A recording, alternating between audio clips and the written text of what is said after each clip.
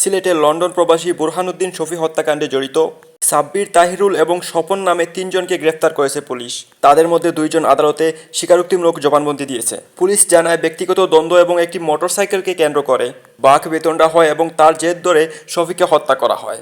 পরে পরিচয় গোপন করতে মৃতদেহ জকিগঞ্জের মাসের চক হাওর বিল পাড়ে পুড়িয়ে দেওয়া হয়। প্রায় 3 দশক ধরে লন্ডনে প্রবাস জীবন কাটানো বুরহানুদ্দিন শফির স্থায়ী নিবাস সুনামগঞ্জের জগন্নাথপুর পৌর শহরের হবিবপুর আশিকহর গ্রামে। গত 3 ফেব্রুয়ারি দুপুরে সিলেটের জকিগঞ্জের সুলতানপুর ইউনিয়নের কুনারবন্দ হাওর এলাকা থেকে শফির মৃতদেহ উদ্ধার করে পুলিশ। ঘটনার পরপরই জেলা গোয়েন্দা পুলিশ তদন্তে নামে।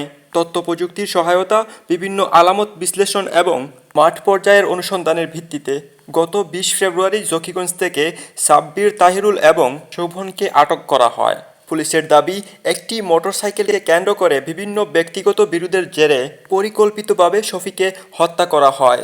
এরপর পরিচয় গোপন করতে মৃতদেহ মাছের চক হাওর বিলপাড়ে নিয়ে গিয়ে পুড়িয়ে ফেলা হয় এবং তারপর সেখানে মৃতদেহ দেখতে পেয়ে স্থানীয়রা পুলিশকে খবর দেয় এবং পুলিশ ঘটনাস্থলে পৌঁছায় এবং মৃতদেহ উদ্ধার করে। তারপর পুলিশ ফিঙ্গারপ্রিন্টের মাধ্যমে ভিকটিমের পরিচয় শনাক্ত করে। প্রিন্টের মাধ্যমে আইডেন্টিফাই করতে পারি যে উনি এই শফি লন্ডন প্রবাসী।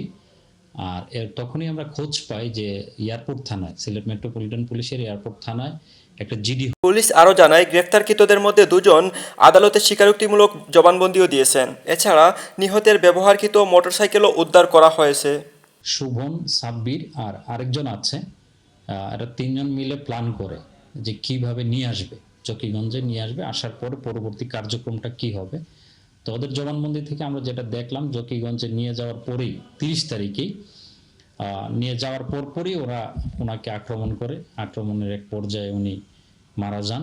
তারপরে ওরা আগুন দিয়ে পুড়িয়ে দেয়, ওইখানে লবণ ছিটানোর চেষ্টা করে। ওই দিনই মূলত ওরা হত্যা করে। পরে আমরা লাশ 2 দিন পরে লাশ পাই। তবে এই ঘটনায় এখন পর্যন্ত একজন আসামি পলাতক রয়েছে। তাকে ধরতে গ্রেফতার অভিযান অব্যাহত আছে বলে জানিয়েছে পুলিশ। কামরুল হাসান চৌধুরী, আজকের ভিউ, সিলেট।